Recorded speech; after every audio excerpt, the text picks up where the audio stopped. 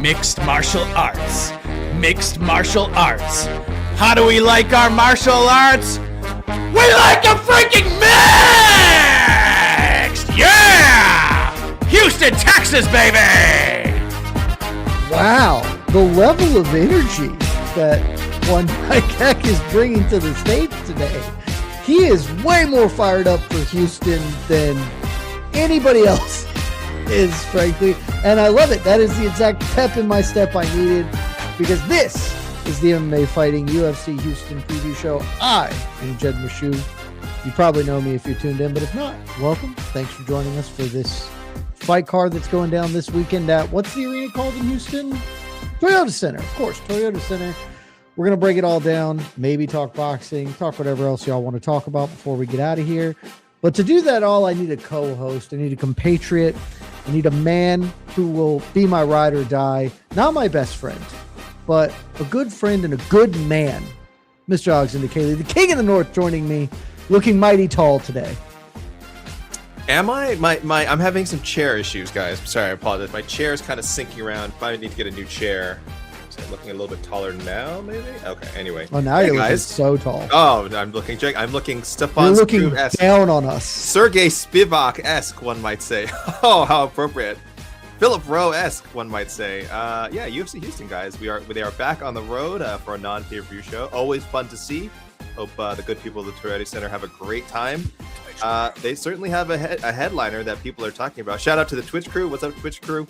But yeah, they have a headliner people are talking about that has actual UFC title implications. Like, no joke. Like, this is the winner of this fight could very well be fighting for a UFC title in their next appearance. So, the rest of the card mileage may vary. I don't know. I think it looks okay. But we'll go over it a little bit. Maybe I can talk people into it. Maybe I can sell people on this card a little bit. I think there are things to enjoy about this card, and we'll get into all of that. Quick note, I told our wonderful producer, Mr. Mike Heck, but AK, you weren't around for this. I've been having some internet issues this morning. I very, very rarely have those, but I was on MK earlier today, and I was only like half on MK because half the time my internet was being wonky. So if that happens, just be aware that that could happen. But let's get into the mix for this Saturday. UFC Houston, as mentioned, Toyota Center, Sean Strickland taking on Anthony Fluffy Hernandez. But before we talk about the main event and the fights below, and I guess we'll probably discuss the controversy since there is so much of it, AK. First, the weigh-ins. You are a weigh-in guru. I believe I saw that we had one fighter miss weight, but break it down for me. How did the weigh-ins go? How did everybody look on the scale? Anybody look particularly bad? Because there were rumors this week of Sean Strickland potentially having a very difficult cut, maybe losing vision at some point. So how did everyone look on the scale? Break the weigh-ins down for me. I don't know, Jed, because there was no one had a live stream of this thing going. So we just had the highlights that were on UFC, posted on UFC Twitter, and they look. I mean, everyone looked fine to me. I from what I saw, it didn't seem like a big deal. Sean Strickland seems to be in really good shape. That's what I hear people saying. I know. I've seen the pictures too. I don't know what that means. I always tell people, don't make your picks and don't make your wagers based on Instagram posts. But again, there's a lot of man, Strickland's really taking this one seriously, and Strickland's in the best shape of his life for this fight. Scuttlebutt. And if you believe that, then, good for you. But I don't know. I don't know about this stuff. But yeah, scale-wise, very little drama other than Phil Rowe showing up, unsurprisingly, as the last fighter. He has missed weight twice in the UFC, both times by over 2 pounds. He's an enormous welterweight. I believe Phil Rowe is listed at 6'3". Like, he's this gigantic guy. Every time you see him in there, you're like, big fellow. This man should not be fighting at 170. And then he took this fight on less than a month's notice. So I'm like, yeah, he's probably going to be the last guy to win. He's probably going to miss. Sure enough, in his first attempt, came in at 172. Again, because I wasn't watching live, there was some confusion. It was listed at 172 on UFC.com, but they didn't put the little note at the bottom that said he had missed weight. So I was a little concerned. However, I owe Phil Rowe an apology. We put a post out there on MMAfighting.com saying he missed for a third time. We have since amended it saying he nearly missed for a third time. Good for him. Yeah, good for him. So Phil, I still see that topology is that he weighed in above the contracted limit. Boy, UFC's got to fix that. Maybe they owe him an apology because they sent out a tweet. But I think if you go to UFC.com, I think it still says 172 on the weigh-in page.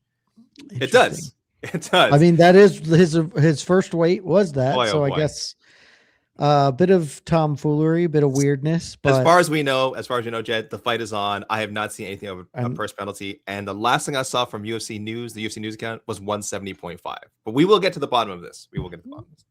Well, I certainly hope that fight's still on because he is taking on Jean-Paul Lesboinoyani. I'm almost certainly butchering that. Hopefully I'll get it a little better, but one of my favorite prospects off the most recent Contender Series. So it's a good fight. Maybe we'll talk about it to come, but the fight that has us all here, the big one, the main event, former UFC middleweight champion Sean Strickland taking on Mike Heck's favorite guy. I don't know if he's his favorite guy, but he's one of his favorite guys. The surging 8-fight winning streak riding Anthony Fluffy Hernandez. As you see over my shoulder, Houston, we have a problematic fighter because Sean Strickland has once again, AK, garnered headlines on a fight week, not for anything that people would be proud to talk about, if we're being honest. This is broken contain. My non-MMA friends were like, hey, seems like a guy fighting this weekend said a bunch of stuff. I don't particularly feel the need to get too deeply down this rabbit hole. I don't know if you do, but certainly if you wish to, you can. But my question surrounding that controversy is this, AK. With Sean Strickland doing Sean Strickland things and more people knowing about this, has this upped the profile for the fight in a meaningful way? I.e., is this a bigger win for Fluffy Hernandez now because of Sean Strickland doing his talking on fight week? If he goes in and beats Sean Strickland, is Fluffy getting more over than he would have previously, or is this just business as usual? It was going to be a big win anyway because Fluffy Hernandez will be at 9 wins in a row, which is a very, very big accomplishment. I don't know, man. I don't think this kind of talk helps anybody ever. Even the opponent, if they now Anthony Hernandez is positioned as the baby face, I suppose, if you want to, use professional wrestling parlance, as we often do when we're discussing any combat sports. I just don't think it helps anybody. I know you don't want to get too far into exactly what was said this week, and I don't either, but there was blatant homophobia, misogyny, whatever, the usual Sean Strickland stuff. It's so exhausting. It's really boring, if I'm being honest with you. Like, I think the people who are entertained by this stuff, again, if you are, like, I don't even want to say, like, more power to you, because I think that's just sad. And I think you need to find new forms of entertainment. It's not a bit he's doing, or if it is a bit, it's a really sad bit. I actually do kind of think it's a bit. I don't know. I agree it's a sad bit, but like, it's outside of the I feel terrible saying this because, like, in general, we shouldn't just sort of gloss over the, like, homophobia, but it's just so ever present that it's true. It's just hard to, like, continue to get up in arms over something, It is. But like, if you go watch the video, he's just doing the, like, red meat. Bad Bunny was terrible and he's not an American. And it's like, okay, I mean, if that appeals to you, enjoy, like, have fun. Because that's cool for you, I suppose. But the thing about it that is maybe the most irksome to me is that it's so rote. We know it's going to happen. And it would be a lot cooler if he was good at fighting. And he is good at fighting. Sean Strickland is a talented fighter. He's a former world champion. But it feels to me like, as this has become more part of his personality, right? The performances have not met this standard. He has generated interest, or at least headlines. And yet his fights have been deeply underwhelming over his last few outings.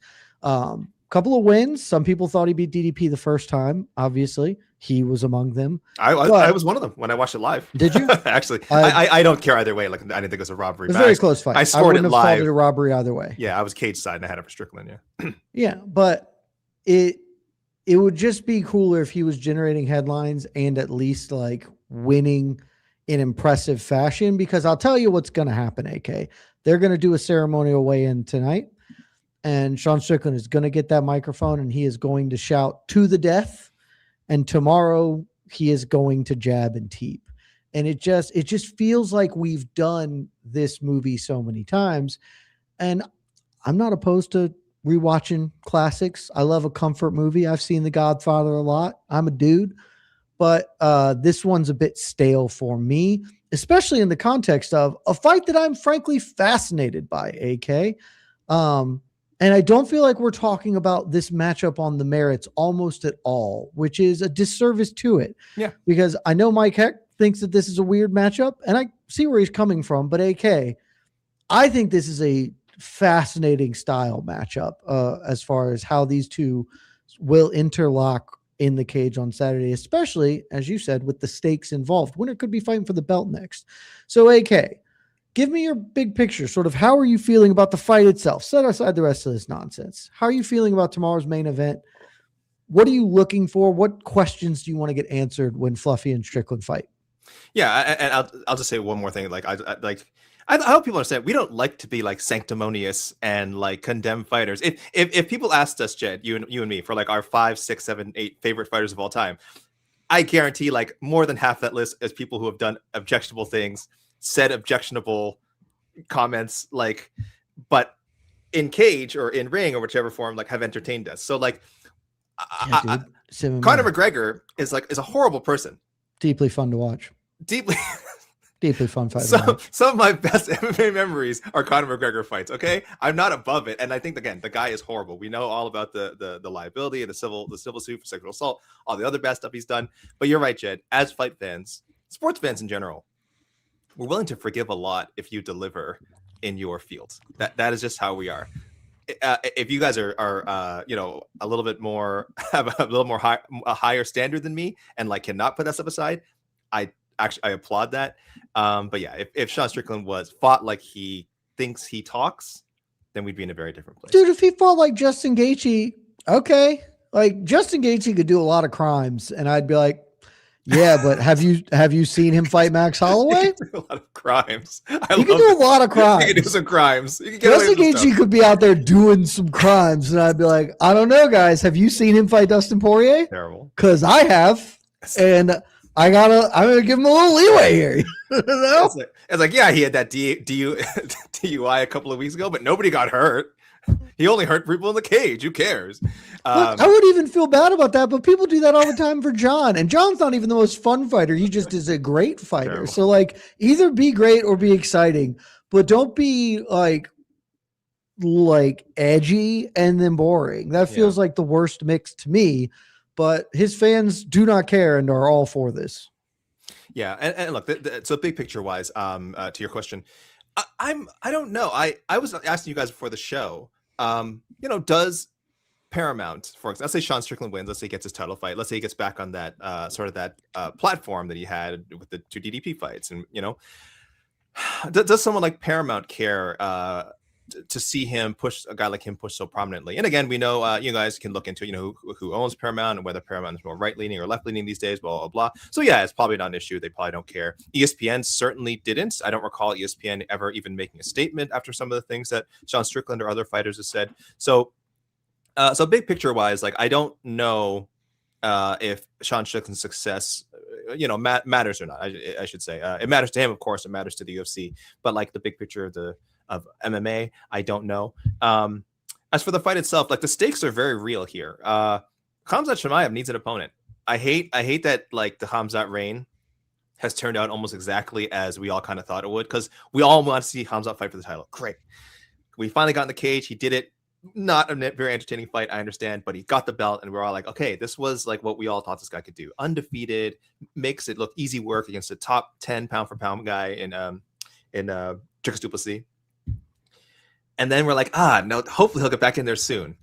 And it hasn't been like forever, but it just feels like it's been a lot. It feels like he hasn't made overtures to returning anytime soon. I know it's not his fault. I know this could be a White House thing. White House is in the works. I know what's Alex Pereira going to do? Is Alex Pereira going to go to heavyweight? Can Khamzat go up to 205? So a fight like this could bring some sort of order. We had something cooking at middleweight for a while, and then just kind of the absence of the champion and some results that maybe didn't go the way of some contenders just kind of muddled things up again. And so here we are. Here we are with Strickland Hernandez on headlining a fight night on the road. And yeah, man, like an impressive performance, or not even an impressive performance, a typical Sean Strickland win. He's right there at the front of that middleweight line. So yeah, this fight has a lot of stakes. I have a theory on the lack of Chimaev, and it's part of a broader theory, but I want to put a pin on that. We can come back to that because I came up with this theory yesterday because based on a mailbag question, and I actually think I'm on it. So, but we'll circle back to that because you said something that I'm much more interested, a topic that has become a bit of a talking point this week, obviously overshadowed by the other stuff. But I think had Sean Strickland not gone Sean Strickland, the dominant storyline of this matchup would be something you alluded to, which is, does the winner of this fight skip Nasruddin Imavov for the next middleweight title shot? Because ostensibly Imavov is next in line. He more than deserves it at this point in time, but Chimaev has already kind of dismissed it. He's not saying he won't do it, but he's like, we've trained together. I'd rather not fight him if I couldn't. So, AK, based on the way you're talking, when you say Khamzat Chimaev needs an opponent, he's got one. But does the winner of this, is there a path for the winner of this to leapfrog Nasruddin Imavov? And is that true for both men? So, Sean Strickland wins. Does he? But if Fluffy wins, does he not leapfrog Imavov? Or is it possible for either man? Or do they have to do something really special to skip past Imavov in the contender line? It's highly possible that we see Strickland or Hernandez jump over him. It's extremely. As I was talking, I was actually trying to remember, like, who is the number one contender now? And I totally forgot about Imavov. I know. Shots fired to Nasruddin Imavov. Is he the true middleweight champion? If you can't remember his name? Casey Leiden's number one middleweight in the world, Nasruddin Imavov. I had totally forgot. Guys, in the chat, Twitch, YouTube, whatever, hands up in the chat if you forgot. I don't know what emotes we have right now, but if we have a shame emote, put it for AK right now. Hands up in the chat if you forgot that Imavov is the de facto number one contender at 185 pounds right now, which he is. Who'd he beat? Chet? He just blew the door off Izzy. Oh, didn't he fight Kaio after? Yes, that sounds right. I think that is the order of those fights. Do you see? You forgot that fight even happened. Do you see what I'm talking about with Nasruddin? I'm trying to remember the order of fights. That's right, because he blew up Izzy, and then they made him fight Kaio, and he beat Kaio. And we were supposed to get obviously RDR and Hernandez, right? It was sort of, we had a neat little 4-man tournament, and then it got screwed up by Fluffy missing out the RDR fight, and then RDR losing to Brendan Allen. So that really messed up their plans. And I think the matchmakers did a good job at first. There's nothing, they can't control that. So yes, I had forgotten. Nasruddin is the rightful number one contender. If this were meritocracy, neither of these men. Well, no, Fluffy should. If he, let's say he finishes Strickland or dominates him for 5 rounds, Fluffy absolutely has a case, because I think he was slightly ahead of Nasruddin before he had to pull out of that Vancouver main event. I think he was slightly ahead. So this, with me, would just be maintaining status quo if Fluffy were to win again. His 9th straight victory, by the way, in a very tough division right now. So he definitely could. And I think Strickland has a strong chance as well. He's more well-known. He has that certain segment of the fan base. That's like the nicest way I can refer to people who are hardcore supporters of Strickland, a certain segment of the fan base. That's all as far as I'll go. But they're there. That audience is there. The UFC likes him. And he's headlined pay-per-views before, and he's pretty reliable. I think I'm trying to think of how many fights Sean Strickland's pulled out of. I don't recall. I'm sure there's some high-profile thing I'm forgetting. But I think he's pretty solid. We know him, of the strengths he has. The man is active and almost never withdraws from a fight. I don't see any he pulled out of one with Jared Cannonier. In 2022. Years ago. Then fought. He also that just got bumped a couple of months. Yeah. But he has historically not been the reason fights have not happened. Jed, you always say reliability is the best ability. So for sure. Availability is the best ability for sure in this sport. Again, I really don't think either guy needs to impress that much. I think Fluffy for sure could make a statement with a finish or with a 5-round, like 49-46 win. I think Strickland just needs to do his usual thing and just edge one out, and they'll give it to him. I think they'll give it to him. Mike, can you hop in here real fast? That's Mike Heck, producer extraordinaire, voice of MMA Fighting, great guy. Terrific golfer. Mike, do you agree? Because I just wanted another perspective, because I've heard a lot more people say this than I anticipated this week, because I feel like Nasruddin Imavov is locked in unless Sean Strickland, because he is famous and a former champion, if he blows up Fluffy, then and there's already a beef there, which might have maybe. But am I wrong? Do you think that the winner of this can just jump Imavov? I kind of agree with AK. I feel like Strickland has the best chance, which is insane, by the way. If Sean Strickland gets a title, I mean, I know Sean has a win over Nasruddin Imavov, but it was like a weird circumstance. It was a light heavyweight fight. Sean took the fight on super short notice, and then Sean did Sean things. But the thing about Strickland is real interesting because Sean does not fight that often anymore. Like, Sean got over by doing the thing, Jed, that you say. Yeah. Yeah. He did the thing that you're supposed to do in modern MMA. It's just fight. Just fight all the time. And Sean was fighting like every couple of months. He was fighting Nasruddin, then he's fighting Abu Smagomedov in some random Apex main event. And the dude was just fighting. He was just fighting constantly. He was stepping in when needed. He was doing that. And ever since he won the belt and then lost it, he hasn't fought that much. He fought Paulo Costa, then he was out for a long-ass time, lost to DDP, and then we haven't seen him since. So, like, it's been just kind of a weird run for Sean, for a guy who was always like, yeah, dude, I'll fight everybody whenever you need me. I'll fight every Saturday, to a guy that, like, fights once a year. It's so strange, but Sean creates headlines, and Dana White's thing when it comes to Sean Strickland and anybody else for that matter, Bryce Mitchell, etc., is, look, he's an idiot. I don't agree with what he says, but here's the thing about fighting. I don't put a leash on anybody, and the beauty is you can pay money to watch Sean Strickland get his ass kicked. And that's how Dana will present this as well. Apparently, he might be in Houston. He might do a post-fight press conference. If he does, I guarantee you he's going to 100%. Say everything he said after UFC 297. Look, we're going to throw him in there with Chimaev because everyone's going to pay to watch Khamzat Chimaev ragdoll his ass. And that's why I think he'll have the upper hand over Nasruddin Imavov. The UFC will be like, oh, let's just sell this thing. I don't know, man. Khamzat Chimaev, the bastion of progressive thought. But if Fluffy just goes out there and manhandles him, it's kind of hard to deny him at this point. But if he just runs Strickland over and taps him in like ground and pound, finishes him within 3 rounds, like, that's probably his best chance. But if he goes out, even if he 50-45 Strickland, in the way I think this fight's going to go, I don't know if he jumps the line. But again, as you say, and as we always say, if Khamzat says, I want to fight in June, and the UFC calls one of these two guys, the one guy who says I'm in is going to get the shot. So it's true. Thank you for joining, Mike. Bye. I've just heard so many opinions on that. Luke Thomas, when I was talking with him earlier today, was like, I think if Fluffy just dominates him, yeah, he might get there, which I can't say is wrong, but was not my read on it. So this even more stakes, frankly, than I had attributed to this main event this weekend. But AK, let's talk a little bit about the nuts and bolts of the fight, and then we can bounce around to some other things on this card as well. I think, this is a Sean Strickland fight. You know what he is going to do. He is going to be defense first. He is going to jab. He is going to teep.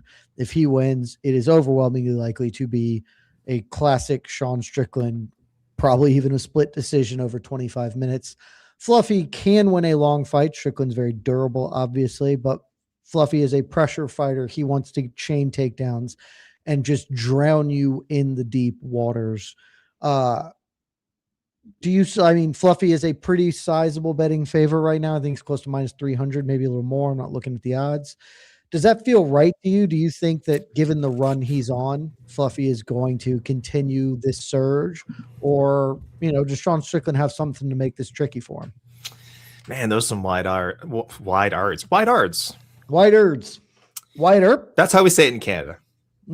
Man, those are some wide odds. And I don't know if you saw, I think on FanDuel, I saw Strickland by decision plus 500. It might be even higher now. I'm not sure. So I'm saying, I don't mean to make this all no bets bardsy, but I'm just saying, if you like Strickland by points plus 390. Plus 390 right now. Okay. It might have moved. Okay. Maybe. Yeah. Numbers come down in general. Fluffy is now only -280 on FanDuel. Still pretty high. He was high. at least -350 earlier this week. Yeah. Depending where you look. So essentially 3-1, depending where you look. Might be a little bit higher, maybe a little lower. Yeah. That's your 3-1 favorite.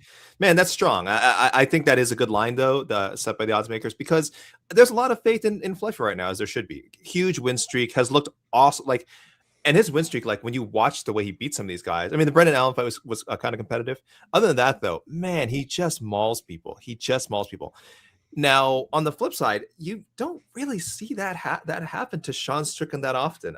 We saw him get smoked by Alex Pereira long ago.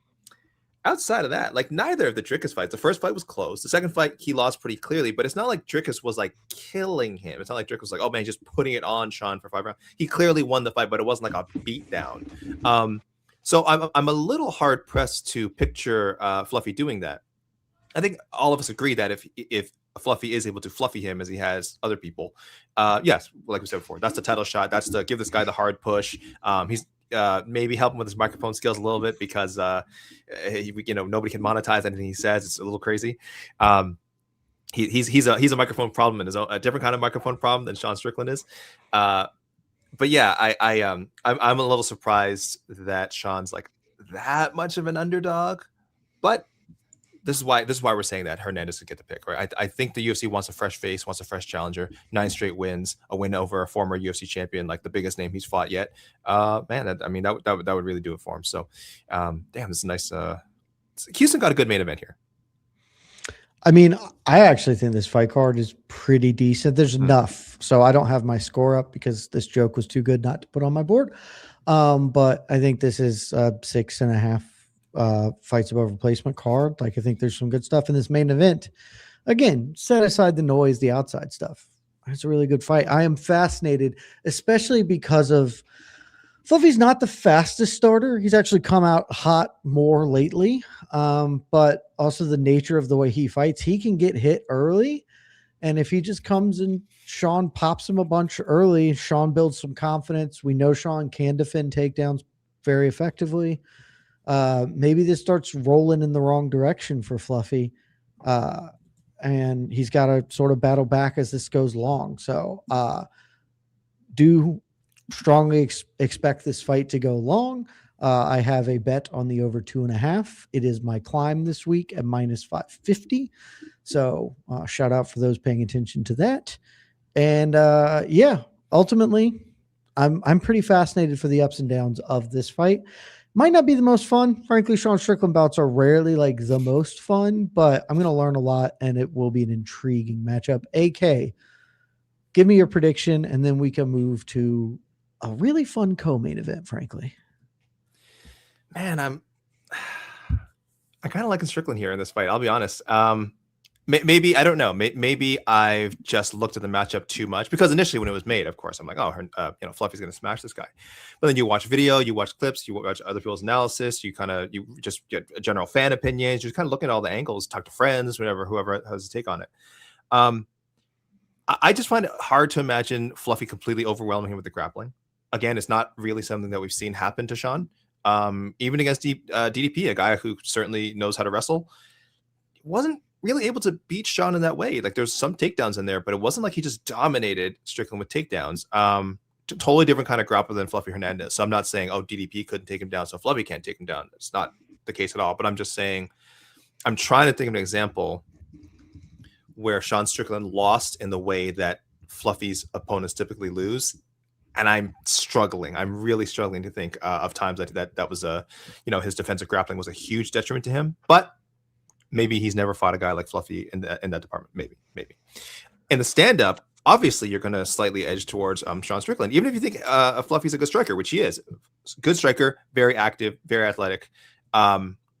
But Strickland, it's such a cliche by now. Everyone says the first time they fight him and spar with him, it's extremely difficult. That's what Hernandez is walking into, right? Just a really, really odd, difficult guy to fight to get anything going against. So yeah, I am leaning Strickland. I was tempted to say, man, maybe he can get some sort of finish. I'm picturing like him, body work, him wearing Fluffy down with body work.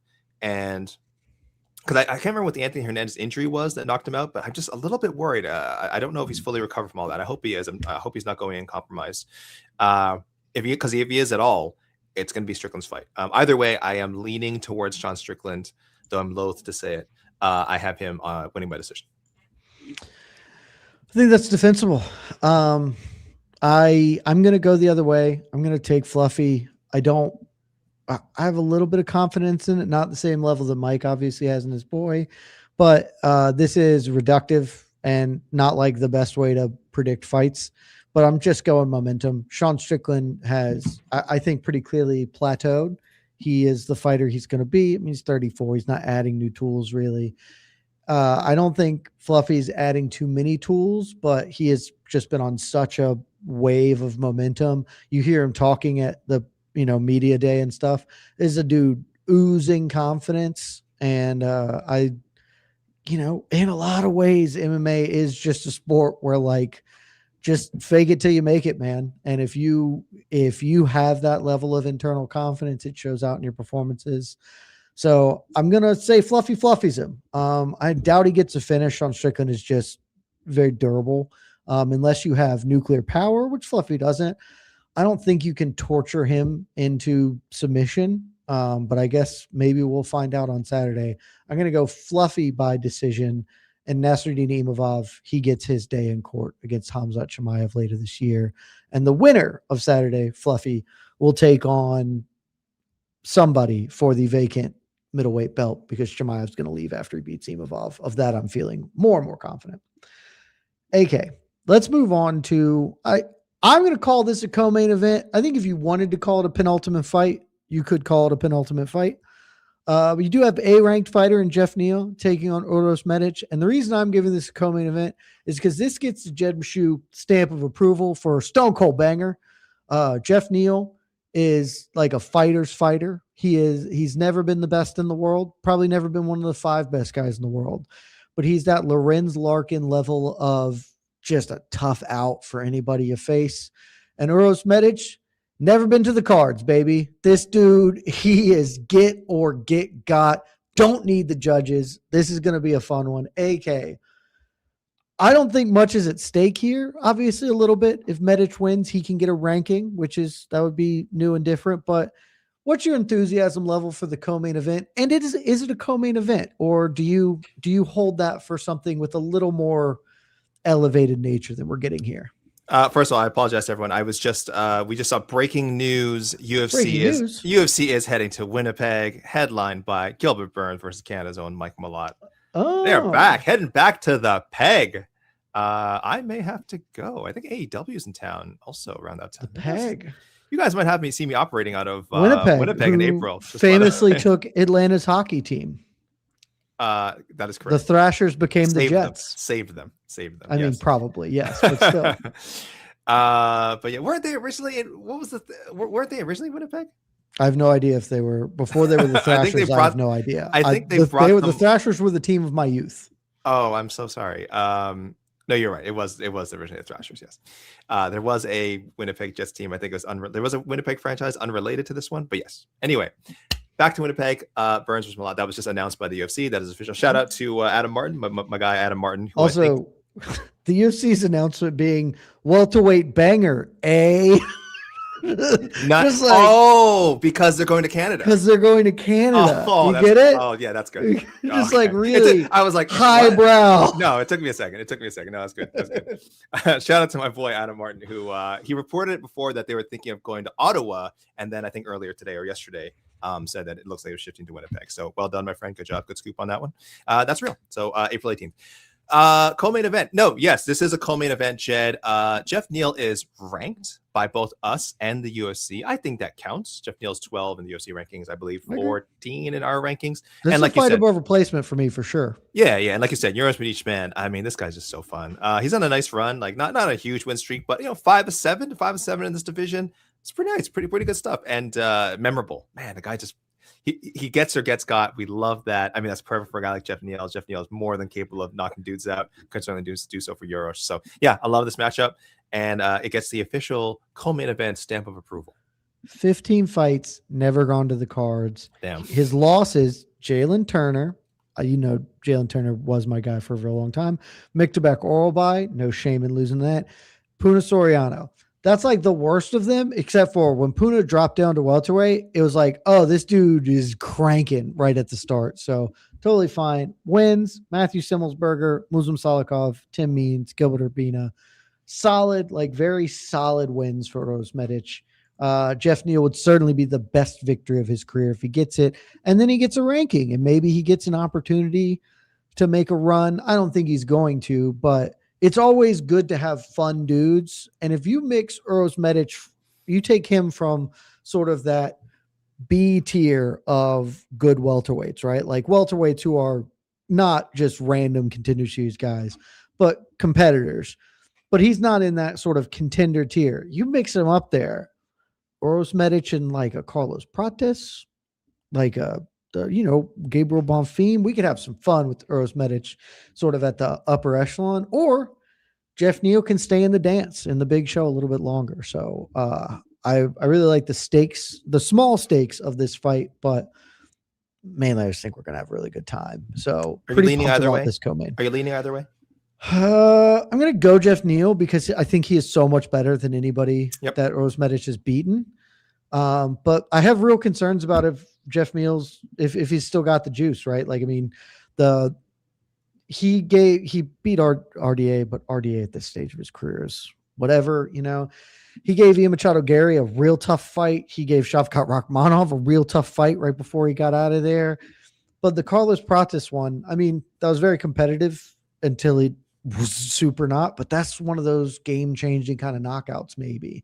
So genuinely curious, but I am going to favor Jeff Neal. What do the odds say, AK? I would odds also favor him. -220 for Jeff Neal.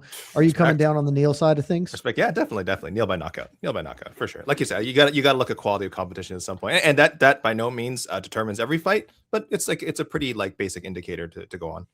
Yeah, and by knockout is correct because Uros Medic, he gets knocked out. Actually, he's gotten subbed more than he's been knocked out, but this ain't going to the 15. I really doubt that.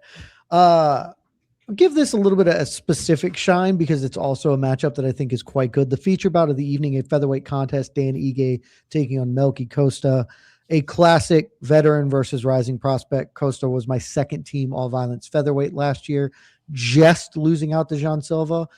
Probably the most competitive one. I talked with a lot of people about who should get over. But Melky Costa had a killer 2025, and now he's getting, the divisional stalwart in Dan Ige. I think we know what's on the line for both dudes. The stakes here are obvious. Should be a very good fight. Simple question. Can Melky Costa, stamp himself as a legitimate contender in this weight class, or is Dan Ige going to turn back another contender? Yeah, listen, this is perfect booking. This is exactly what you do with a guy like Melky. Dan Ige. But now, are we going with $100,000 Dan? I hadn't thought about that. It's a UFC tweet. I did not make that. UFC tweeted that. I mean, it does make sense, but that doesn't roll off the tongue the same way. 100 is just multiple syllables, or 50K versus 100K. Also, you can't do grand. It has to be K because the K slides into Ige. I know, but you're rearranging it to Dan now. $100,000 Dan. Yeah. $100,000 Dan. I'm with it. I think I'm more into 100K Ige, but it's still 100K Ige. That's iffy. I mean, the K Ige is just better than Dan in my opinion, but whatever he wants to do, he's the guy who's doing it. So yeah. Lazy Bed actually has a way better answer. Okay. $100,000 Dan. $100,000 Dan is a way better answer. $100,000 Shout out Lazy. That's not bad. That actually is very good. I'm sticking with $100,000. Sorry, Lazy. $100,000 Dan is because then it also kind of sounds like Van Damme, and that's always good. Listen, I fought Bobby Knuckles, and I can fight $100,000 Dan too. So you can. I mean, I don't think you should have fought Bobby Knuckles. I still am to this day. I haven't given up. Bobby Knuckles is great. Lazy nailed it. 100 Lazy, I'm going to shout out forever, and I'm going to use $100,000 Dan because that's just way better in my opinion. The topic at hand, though, AK, will $100,000 Dan do the damn thing, or is Melky Costa going to arrive as a legitimate future title contender? Boy, I like Melky so much. I really do. I think this is. I think unlike the co-main, I do think this is a situation where the lower ranked or unranked guy will jump. Melky has to be ranked by now, right?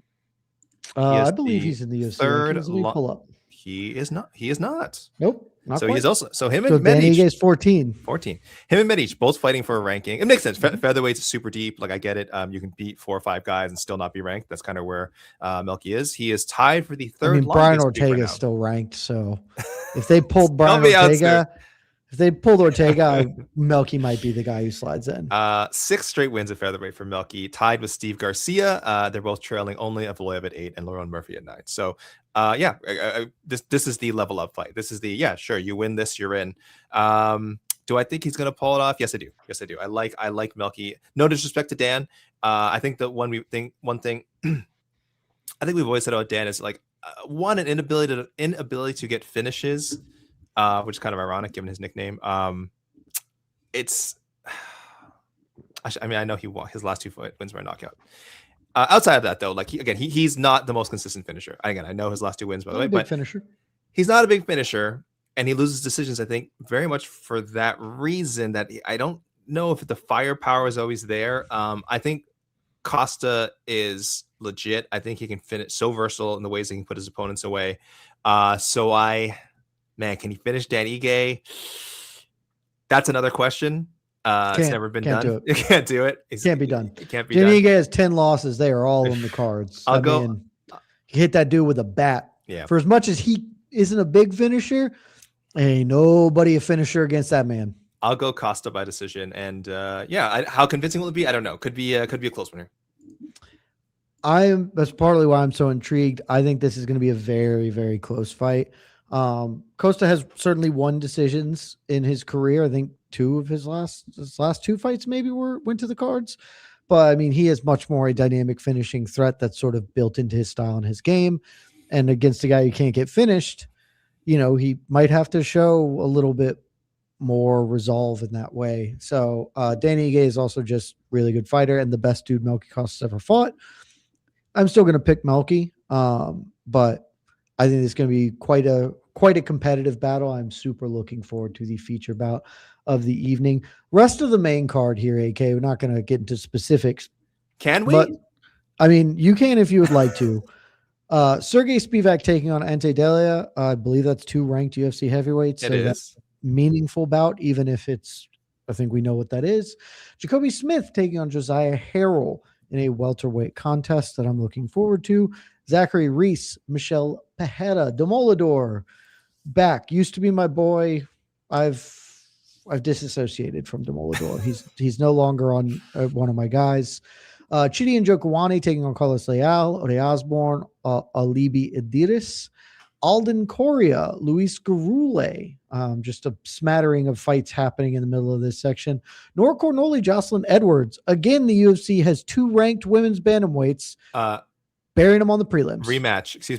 I'm sorry, correct. 2? Rematch. This is a rematch. The rematch we were all asking for? Which Cornoli won the first one, yes. And Edwards is the betting favorite. And honestly, a sizable one, minus 340, despite the fact that Nora Cornoli won their first encounter. She's hot. She's white hot right now. Jocelyn Edwards is on a run right now. Fortunately, no one's seen it because every women's bantamweight fight happens in the prelims. Okay, that's a choice the UFC's made it. Puna Soriano taking on Ramiz Brahimaj. That should at least be pretty fun. The aforementioned Jean-Paul Lebos-Noyani taking on Phil Rowe. We think that fight's still happening and has no issues with it. Yadier Diwali, the guy on the other side of the big controversy last year with Isaac Dolgarian taking on Jordan Levitt. And opening the show, Carly Judice taking on Juliana Miller in a women's flyweight contest. AK, take that big, bright spotlight you have and show some love to one of these other fights we have not spoken about from this undercard. I think this fight should have gotten its own moment. I don't think it should be reserved for this other pile. Sergey Spivak, Ante Delija. Listen, Jed, you and I have talked quite a bit about the state of the heavyweight division. You can go to MMAfighting.com and read an article about us discussing whether maybe the heavyweight division shouldn't exist. A lot of comments on that article. Plenty, and I'm glad. Thank you, everyone who commented and has an opinion on it, because it's real. This is a real topic. I mean, listen, it wasn't just us, obviously. Everyone from Luke Thomas to Daniel Cormier and whoever has been talking about this. But I do like this fight because I want to say I think I do think there's still a squishy middle of the heavyweight division that actually isn't bad. Like, they're bad. I mean, not bad from an entertainment standpoint, I should say. Sorry. Justin Almeida was supposed to be in there, but obviously something went very wrong, and the UFC, as much as it pains me, probably did the right thing just cutting ties because the guys' fights have just been horrible. But outside of that, when you have, again, Sergey Spivak and Ante, Tabora, I don't think is I honestly don't think Timur is that bad. Derek Lewis, of course, Waldo Cortez Acosta, Talson Teixeira. And again, Talson I know is kind of stinker with Tuivasa, but Walter Walker, you guys get my idea. In principle, there is this like range from 6 to like 12 of guys that are not obviously not contenders. Like I think we don't view them seriously as contenders, but if you do the right mix, you can at least get a finish, which is what the heavyweight division has, was once promised us, and now has become an absolute cesspool, especially in the lower end of the rankings. But this is a matchup.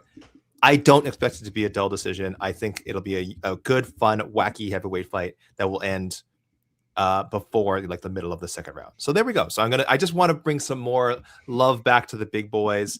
It's a very bad division. Light heavyweight is also a very bad division, but they're not beyond hope, and they're not beyond some highlights too. And I think this could be a fun diversion while we rebuild what was once a fun weight class.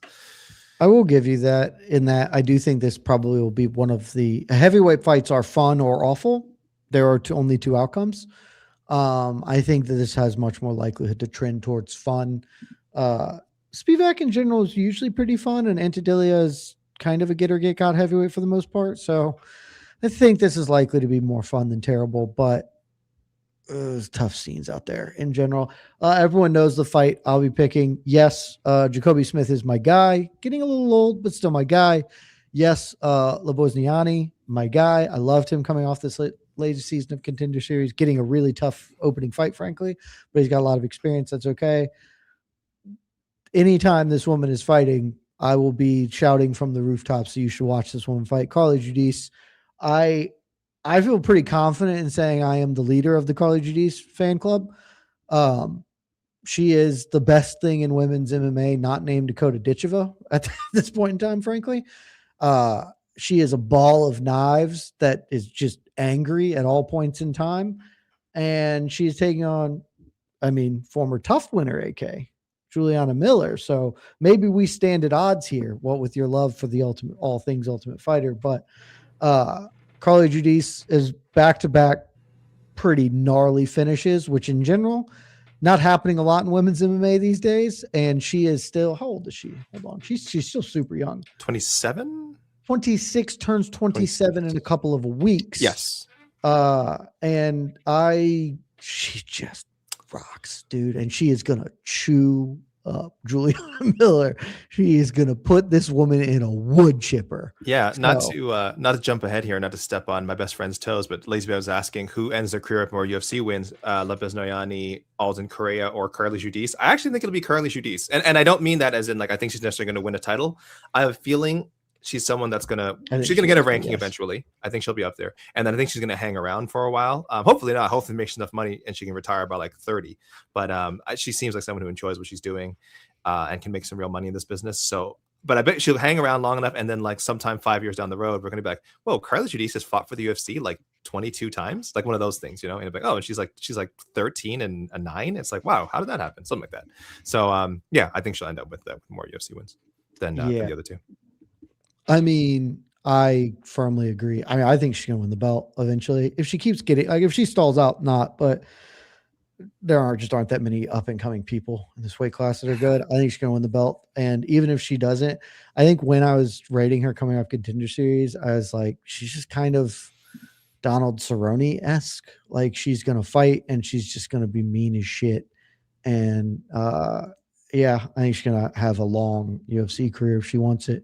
So she's going, like I said, she's going to put Juliana Miller in a wood chipper to open the proceedings on Saturday. She might be the biggest betting favorite on the card. It's like minus 750, something enormous. Minus 850 per FanDuel right now. So tune in, check her out. One of my great hopes is that eventually they sign Dakota Ditcheva and Carly Giudice and Dakota Ditcheva in the year 2027 will make me very, very happy. But that is all the prelim action. There's also some boxing. We don't really need to talk about it, but Mario Barrios taking on Ryan Garcia Saturday night. Pretty big fight this evening or this weekend as well, which we will be covering in MMAfighting.com. So if you're interested in that, you can ask about it, because now going to the U section of the show, ladies and gentlemen. Mike Heck, why don't you get on in here? And we're going to answer questions for however long we feel like it. Just ride the vibe. Seen a bunch of super chats and member stuff coming in, which we love. Thank you. We'll get to all of that. But Mike, before we get to all of that, Already talked to you once this show, but I do want to give you an opportunity. Is there another fight that you want to show a little bit of special love to before we go to the peeps? I don't know. I mean, it's a pretty solid card. I mean, I think you guys kind of hit everything. I mean, Jacoby Smith, Josiah Harrell is one that I'm really fascinated about. Especially as one who has Jacoby Smith on my fantasy team. I was feeling much better about his original matchup, even though it was a tough out with Co. Josiah Harrell is really good. Like, he's real good.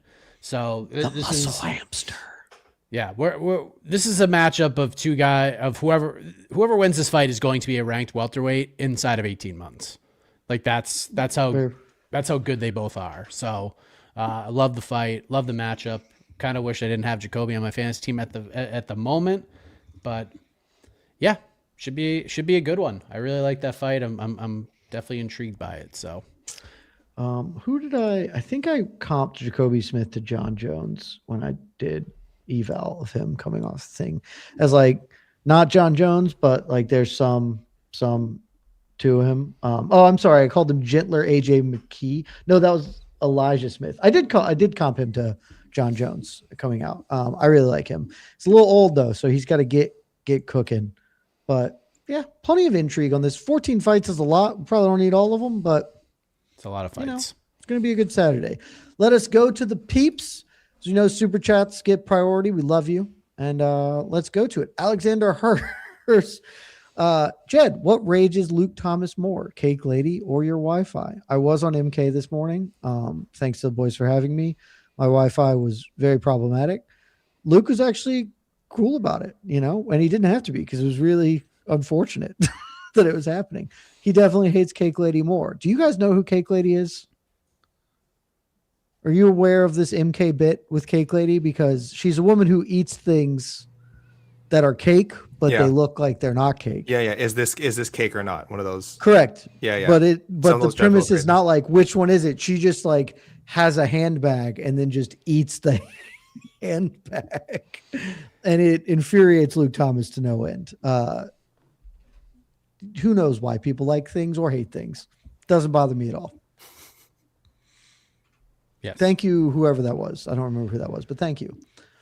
Harmon Sarai. Harmon, we love you, buddy. Kind of off topic. Thoughts on the rumors of Gon versus Poatan / Yuri versus Olberg / Van versus Tyra and a women's title fight, most likely Val versus Natty Ice for UFC 327 / UFC 328. So I've seen a couple of these rumors. Most recently, I saw the Yuri Olberg one pop up this morning on my timeline that was happening for the vacant belt because, of course, Gon Poatan has been rumored for a hot minute. I hadn't seen the other ones, but AK, let's go to you. Do we think the likelihood of any of these are true? Sort of how are you feeling about the sort of rumors happening for the next few months? Because as things currently stand, we have no title fights booked. We have the BMF title fight booked for next month. That's the only thing that is booked on schedule at this moment in time. Yeah, I saw the rumor. Oh, sorry, Mike, can we keep that on screen for a second? I just want to make sure I know what I'm talking about. Yeah, I saw the rumor pop up as well. I don't want to like put the source on blast because I think the source, if I recall the origin of it, they've called some things. They've definitely nailed some. They've called some things. They've also been incorrect on some. Yes, things. And I think even the way this was phrased was like I've heard of rumor or something. Like this wasn't one of those. This wasn't tweeted and put out on social media as like breaking news. This is happening. It was like, oh, I've heard this rumor and I've heard this talk. So of course it gets picked up by other people and it gets, becomes more than a rumor. So I would tell everyone, take all of these with a grain of salt. Not to say they don't make sense and that they're not possible. All of these I look at, I'm like, yeah, of course. Van and Tyra makes a lot of sense. Valentina Shevchenko, Natty Ice, I don't know. Like we said, we don't know. We just heard a women's title fight.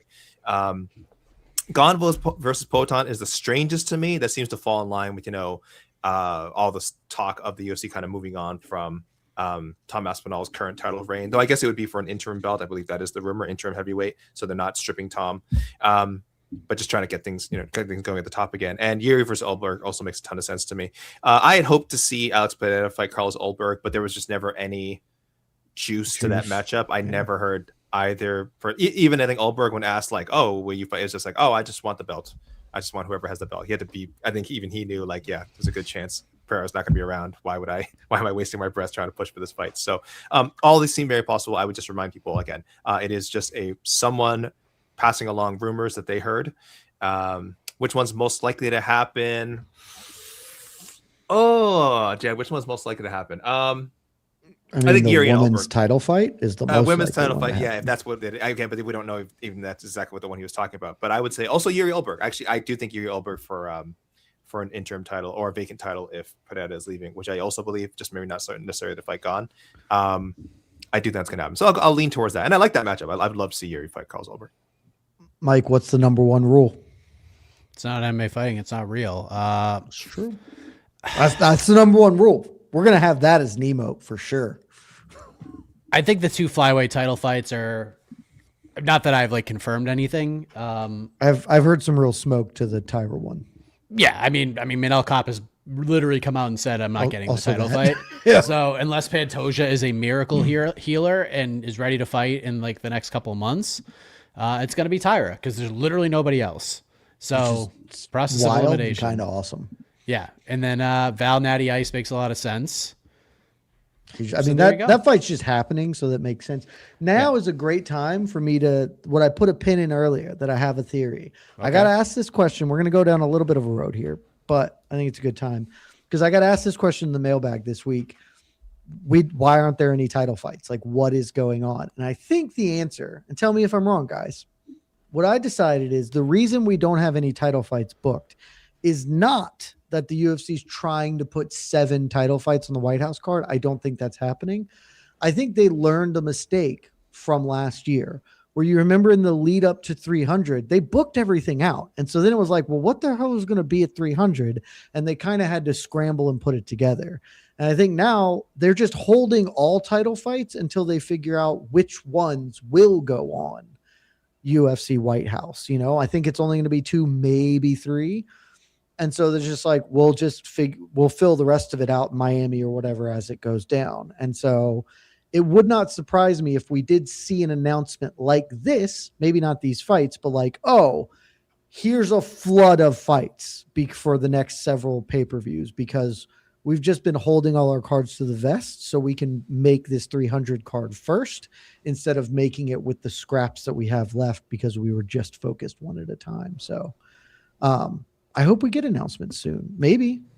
Mike, you said there's rumored that Dana's in Houston this week?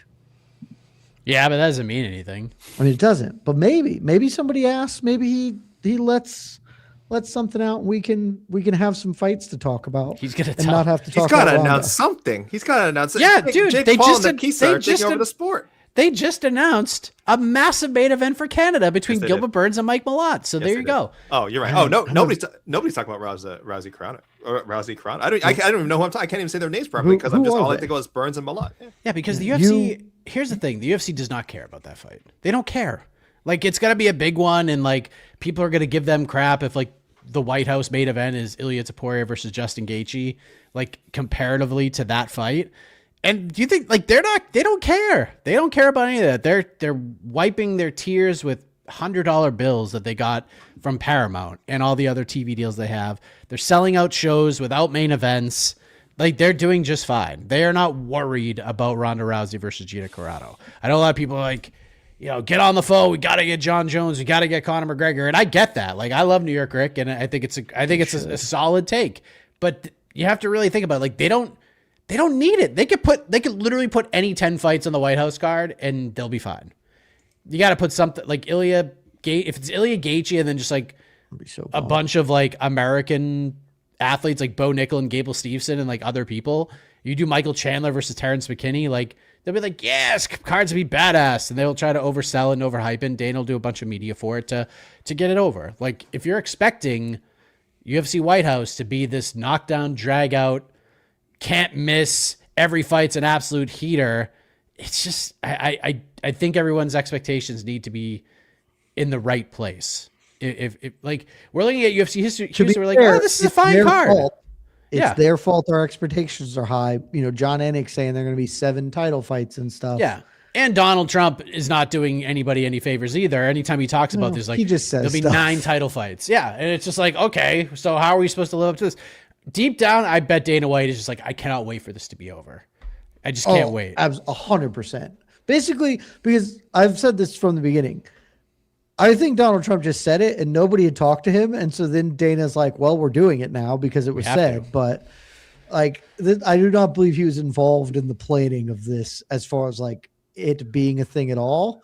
And I was like, okay, we'll do it. And now this is a thing and we can do it and let's see what it looks like. But yeah, I think this is definitely more of a headache than they wanted. From Eli Sandine 21. Thank you. Just because. Thanks, buddy. We love you for that. Flacco Paul. Jed, is Bryson DeChambeau the Michael Chandler of golf? No, Bryson DeChambeau is the most popular golfer in the world. So, no. I also don't have any issues with Bryson DeChambeau. Not like particularly to my taste, though I think some of the golf content he does on YouTube is like interesting conceptually, right? And I do think he's like generally, there's a little bit of a Chandler vibe there. I understand there's like some crossover, but no, he's much more successful than Michael Chandler is in his avenue of competition. So you wouldn't put 2 Bellator titles over 2 U.S. Open championships? Sure wouldn't. I would pick the 2 majors. Are you sure? The dude's probably about to sign a contract with Live Golf for like $500 million, more than likely. So like if they keep him around, he's going to make like high 9 figures. Again, the most popular golfer on the world other than Tiger Woods. And since Tiger Woods doesn't really golf that much anymore, like the most popular active golfer, not the best, but one of the 10 best. Yeah. Because he hits the ball really far. That's like the biggest thing. Yeah. And he has like a lot of personality too. Like he absolutely has personality. Yeah. Bit of a he weirdo. Needed to do YouTube. Like I see so many fighters doing YouTube that have like no business doing YouTube. Bryson DeChambeau like needed to do YouTube. He's perfect for it. Yeah. He's perfect. Now if he never played professional golf again, he would still make so much money as a content creator. 100%. And you know, he has 2 majors. Like he's much more successful than Michael Chandler. I apologize. Michael Chandler has won 3 Bellator lightweight titles and a lightweight tournament. Also, I believe his team won on his season of The Ultimate Fighter. Like had more wins than Conor McGregor. Oh well, now that might change. Has DeChambeau ever led a Ryder Cup team to a championship? He's definitely never led a Ryder Cup team to a championship. Has he been on a Ryder Cup team that has won? Yes, he's been a couple. I'm trying to think. If not, I think it's Edge Chandler. I think. I don't. I think that's it the could one. be Edge Chandler. It could be Edge Chandler. That's true. Coaching victory. Yeah. From Chef Nerdmon, member for 25 months, 2 years and change. Damn. Being a member that got you no benefit, frankly, which we're going to change. Our respect and appreciation. We love you. Well, we genuinely have nothing but love for you, but we're going to try and get you some more benefits coming up here. Rhonda dislikes the I'm assuming that means the president, UFC, White House, or nothing.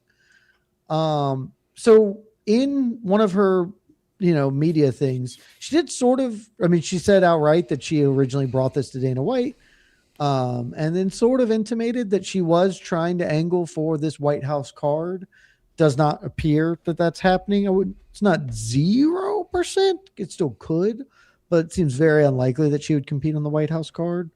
Let's frame it like this. Do either of you think Ronda Rousey will ever compete in the UFC again? Nope. I can't see it now. I can't see it. If they didn't put her on, if they didn't sign her now with this new Paramount deal, it's never going to happen. Because we all know it's going to happen, right? We haven't seen like this big, huge effort from them. It's just more of the same, really, since they switched over to Paramount. And if they're not like going all guns blazing at this point, this early into the relationship, it's not going to like get more bold from here. Like what you're getting is what we're getting. We might get the occasional like specialty card here and there.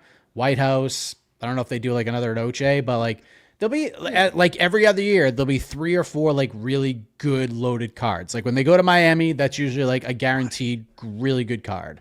And MSG is sometimes, not all the time, MSG is supposed to be like a 10-pole, like we're going to load this thing up. And then sometimes we get John Jones versus Stipe, a fight that nobody in the world wanted to see. So, I mean, this is just the world we're living in. If they're not bringing Ronda back now at the start of this, they ain't bringing her back. Like, there's just nothing there for her. like if Juliana Pena was still the champion, maybe you bring her back because maybe she could have like a moment in the sun. But like, if they're not putting this fight on there, they're just not doing it.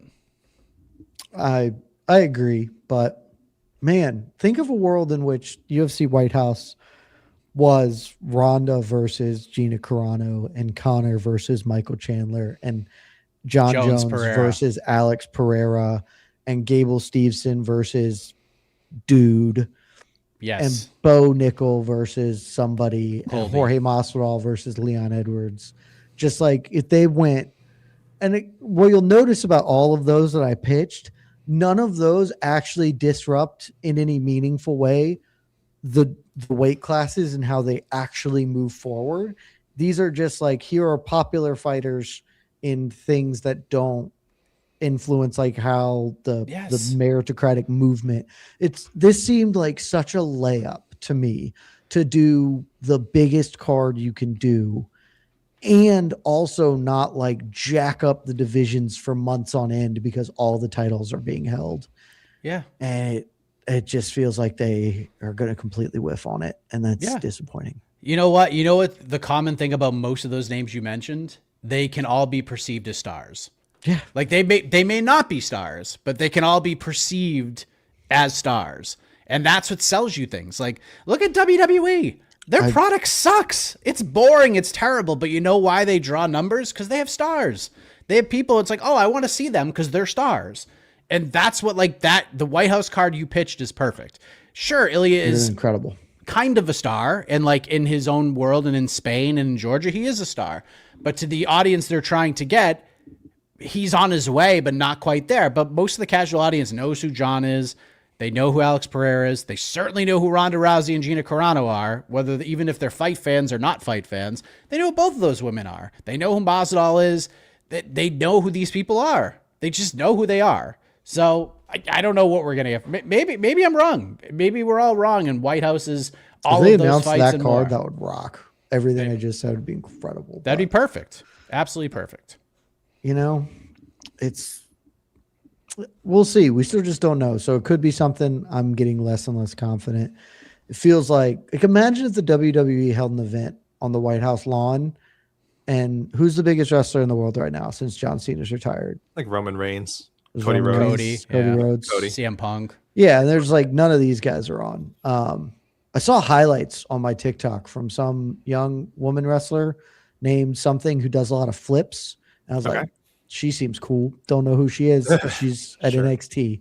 But like if it was that, or like that's going to be your person, like, all right, cool, man.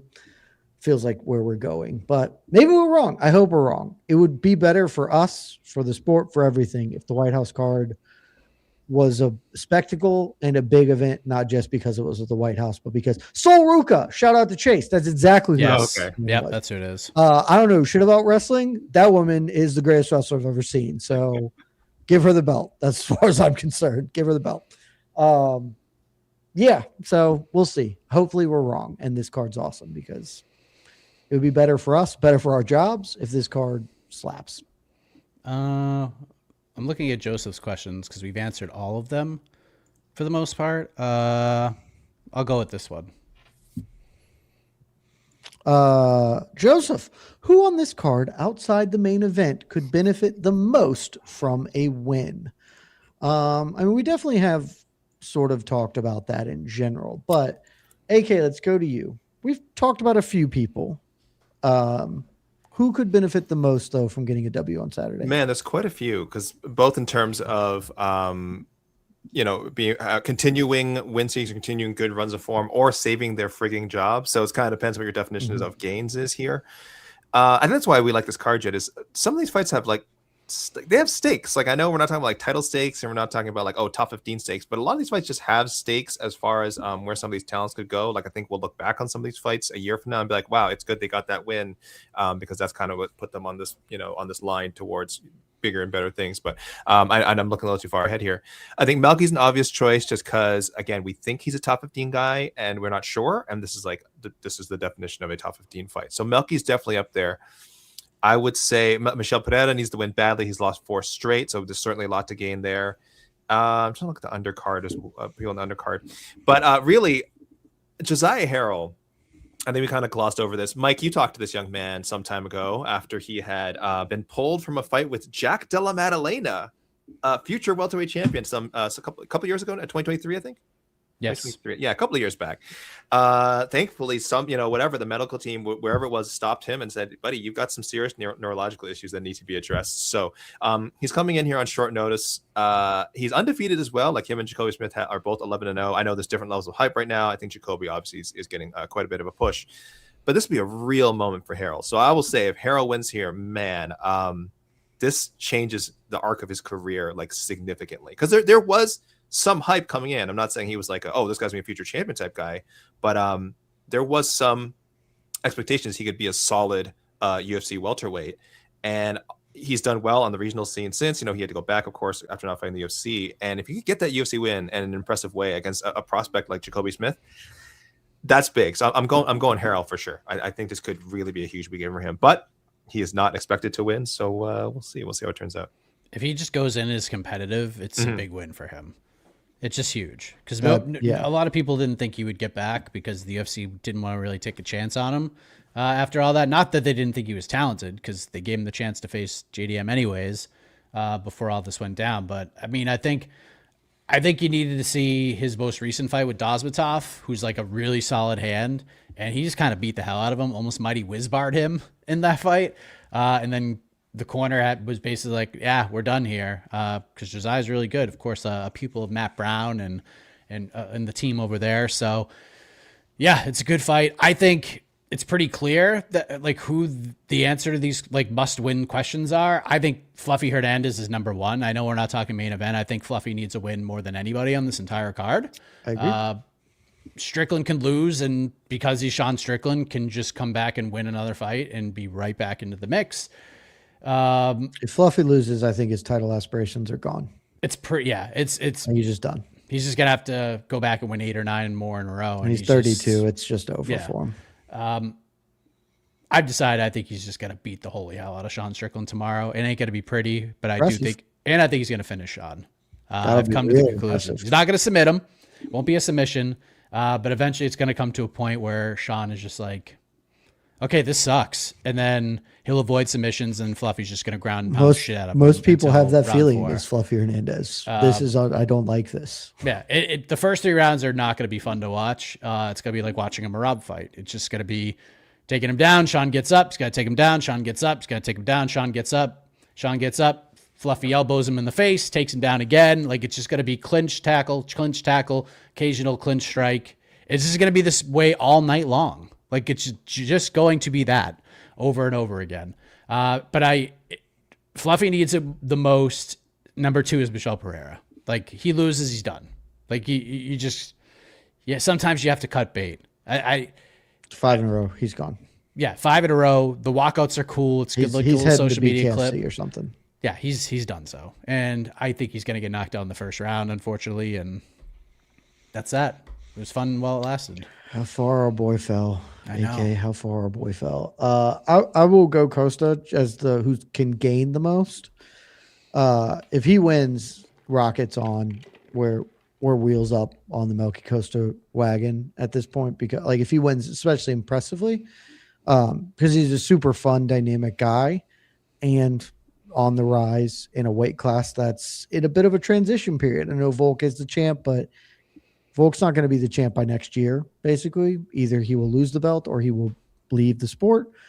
And you got another guy in the mix, Diego Lopez, Jean Silva, all these up-and-comers.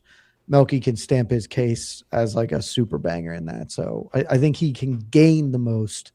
He won't lose anything with the loss, frankly, whereas these other people can lose a lot, but I think he has the most to gain. So I'll go with Melky Costa. Thanks, Joseph Bosa. Yeah. Let's do one more if you got one, Mike, and then we can get out of here. What do we got? Let's throw this up there. Duke Mad Duck. Shout out to Duke Mad Duck, who yesterday had a terrific idea of Tony Ferguson versus Dylan Dennis on the Gina Carano card. I've seen a lot of people steal his take today. and pass it off as their own. I mean, it's a great take, Duke. I gave you credit in the mailbag where I used that today as well. So Gina versus Ronda outsells Kayla versus Amanda every day of the week and twice on Sunday. Yeah, it's not close. I had a discussion about this earlier this week and earlier this morning, actually.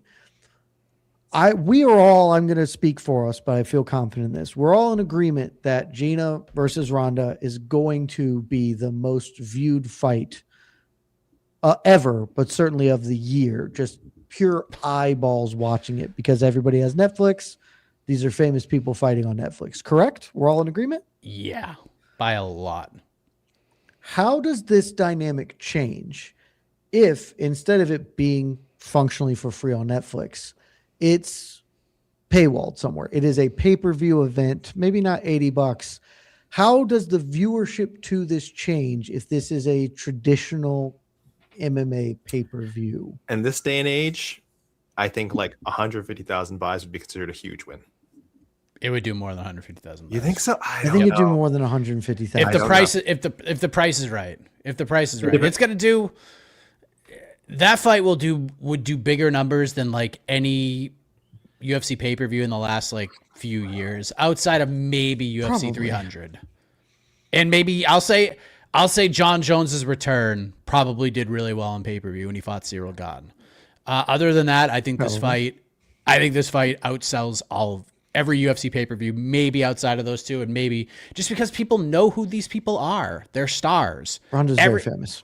And so is Gina. Like, they both passed the mom test. They both passed the Publix test. Both of them. And yeah, and Tyrone puts a good thing up there right now.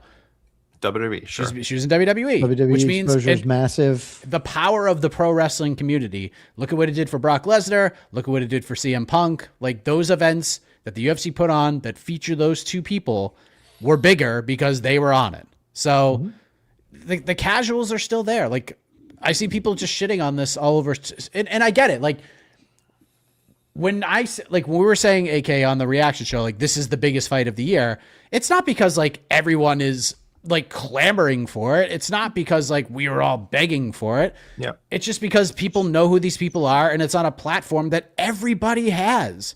Everybody has it. So everyone's just going to watch it. At least are going to watch this fight, which will double the most eyeballs that have ever watched an MMA fight before. Oh yeah, it's going to smoke everything. And it's not going to be a good fight. It's just not. Like, if it goes past 3 minutes, I actually think it's going to be a fun fight. You do. I think it's going to be. I think Ronda's going to tackle her and armbar her. Yeah, that's fun. Armbar her in 45 that's fun to seconds. Me. That's fun. I think I consider that a fun. Happen. I consider that a fun outcome, though.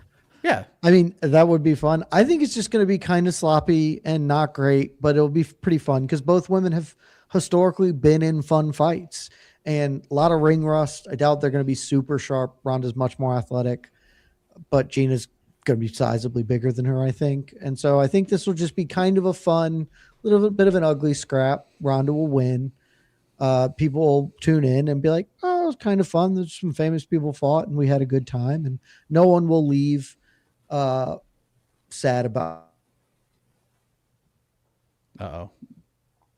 That's all right. I'll pick up here while Jed comes back. He's back. Oh, did I die? Yeah, my internet died. Just for a second. You're back. He's very much back. You're back. I don't know where my internet died, but let me ask this question. We can get out of here on this. I was talking to Luke Thomas earlier today. I greatly respect Luke's opinion on a lot of things. We were talking about how many people will watch this fight. Mike, we talked yesterday. I was like, 15 million feels like the number, double what Kimbo Thompson did, right? Like, that's a huge win in my book. 6 million was the number for Taylor Serrano 3 on Netflix. 33 million was the number for Jake Paul, Anthony Joshua. Jake Paul, very famous. Anthony Joshua, not very famous. Luke said he thinks there's a world where this clears the 33 million number. It's possible.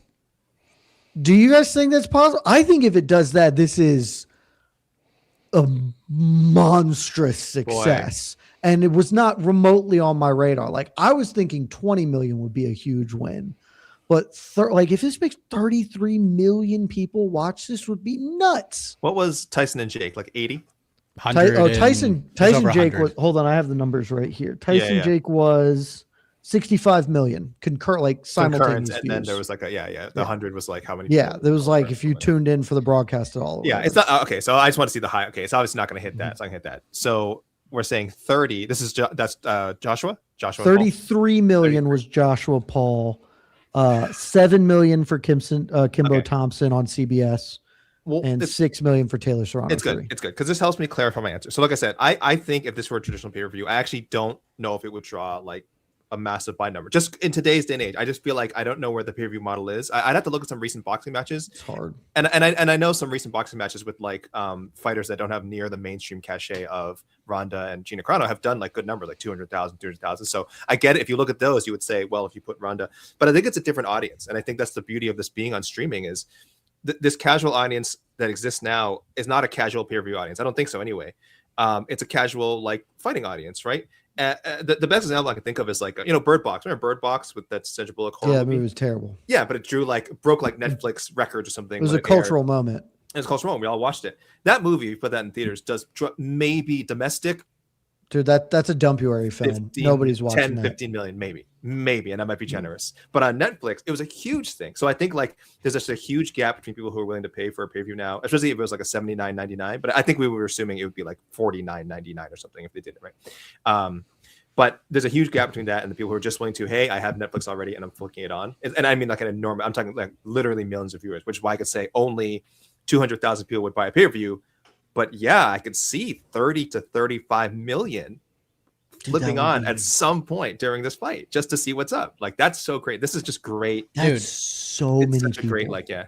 MVP, you could say what you will about MVP and how you feel about the promoters and Jake and all that. They know how to promote. Like when something's big, they know how to do it. Mm-hmm. They put these fighters on the right channels. They put them in the right situations. They know how to build undercards around it to capture specific audiences. Like if you look at the Jake Paul, Anthony Joshua card, you had some really fun fighters for the boxing fans. They're like, oh, this is like actually a really fun fight. And then for the nostalgic MMA fans, we get Anderson Silva versus Tyron Woodley in a boxing match. We're like, oh, sick. Let's go and watch that. And then, of course, the Jake Paul, Anthony Joshua thing, like everything they did there, like even though we knew what the result was going to be, we all tuned in to watch it. Jake said a bunch of stuff. People tuned in because they knew what the result was going to be. Exactly. But just think about how much, and honestly, I think the numbers are, considering when it happened, like if that was the original plan and they booked that fight a week before instead of doing the Tank Davis BS, I think that number, the 33 million or whatever, it would have been like way bigger than that. They just had to delay everything. And then it was like the Saturday before Christmas, which doesn't help. People are traveling and doing all that stuff. And they still got 30 million people watching that fight for a guy. And no one knew who Anthony Joshua was outside of like the hardcore boxing fans. Like he's not a casual draw, and Jake's a star, and they were able to build like a card around it. So I'm very curious to see what they put around this fight. I assume it's going to be like some big names that don't fight in the UFC anymore. Like Anderson Silva is probably fighting on this card. Like there's just got to be a bunch of weird circusy crap that happens here. And that's how they should do this. Like this should be full on circus mode. This should not be presented as the greatest current fighters fighting the greatest current fighters. It should be, let's get super weird and wild with it. And I think MVP knows that. And I think that's what they're going to do. So, it's a lot of people are going to watch this fight, man. Look, my take of the year already and is now just stronger because when I said on BTL yesterday, Gable Stevenson should do everything he can to fight on this card and then he can go fight at White House. I thought it was a good idea when he was going to have 10 million eyeballs on him. If 30 plus million people are going to tune in to watch this event, you should be on there because that is how you build your profile of like, you are a big, intimidating looking dude in general, an Olympic gold medalist who most people have no idea who you are. And you go nuke like Andrei Arlovsky with 30 million people watching. Like that is how you really elevate yourself. Somebody please send this to Gable Stevenson. This is the best thing you could do for your career is to fight on this card. And I bet you MVP would have you. So, yeah. Man, I just can't imagine like it was inconceivable. We were talking about this yesterday, Mike. I was like, it'll never clear Joshua Paul. 30 million? No. And I was like, I don't know, could do it. Nuts. Absolutely ludicrous. Yeah. We're all going to watch. And, crazy times. It's not going to be the greatest fight we've ever seen. It could be fun. Who knows? And I'm curious to see what the rest of the card looks like. Hopefully when they do that press conference March 5th, MVP's usually pretty good at that, where it's like, okay, not only these two fighters there, but who are these empty seats for? Let's see. Gable Steveson should be one of those empty seats. Somebody text him. If you know him, somebody text him. Like, this is my greatest take, and I need it to come to fruition. So I think that's enough. We've gone for a little bit. We talked Ronda Rousey, Gina Carano, of course. We mostly talked UFC Houston. And no boxing, and that's okay because we got boxing coverage tomorrow. We've got UFC coverage tomorrow. Mike, when is the pregame preview tomorrow? 4:30? Yes, 4:30 p.m. Eastern time. People's Pre-Fight Show. Yes. 4:30 Eastern time. Mike will be doing the People's Pre-Fight Show, and then it is UFC Houston coverage /concurrent with Barrios versus Garcia coverage. There'll be a post show. Mike, I don't think we know who's on, but keep it locked in MMA Fighting for all your fight coverage this weekend. Ceremonial weigh-ins coming in just a couple of hours. AK, thank you for joining us. Always wonderful to have you. Mike, thanks for production and for joining us as well. Thank you at home for joining us. Your questions, your super chats. And again, remember, if you've got emote ideas, send them our way because I'm going to try and get those in the next couple of weeks. And we're going to build a better community on Twitch and on YouTube. Love y'all. Have fun at the fights.